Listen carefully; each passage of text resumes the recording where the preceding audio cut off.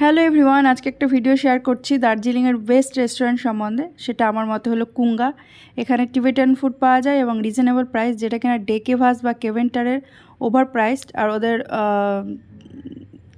ফুডগুলো অন্যরকম, যেটা খেয়ে সবার ভালো লাগে না। তো এখানে কুঙ্গাতে দেখুন কতটা ভিড়। এখানেই সবাই বেশিরভাগ খায়, আর এখানে রেস্টুরেন্টটা ছোট, ওই জন্য ভিড়টা বেশি হয়। তো আমরা প্রথমে নিয়েছিলাম চিজি চিকেন মোমো, যেটা কিনা খুবই জুসি ছিল, এতটাই জুসি যে এর সঙ্গে স্যুপের দরকার হয় না। তারপরে নিয়েছিলাম আমেরিকান চিকেন চপসি, একটা প্লেটই নিয়েছিলাম, কিন্তু এর কোয়ান্টিটি এতটাই যে সঙ্গে বাচ্চা থাকলেও 3জন অনায়াসে খেতে পারবে, আর স্বামী স্ত্রী বাচ্চা। তারপরে আমরা নিয়েছিলাম থুকপা, একটা বলেই নিয়েছিলাম, কিন্তু এরও কোয়ান্টিটি এতটা ছিল যে এটাকে দুটো বলে ভাগ করে দিয়েছিল। এবং এতগুলো খাবার 3জনে পেট ভরে খেয়ে মাত্র আমাদের খরচ হয়েছিল 700 টাকা। তো দার্জিলিংয়ের ডে কেভাস, ক্যাভেন্টার আর কুঙ্গার মধ্যে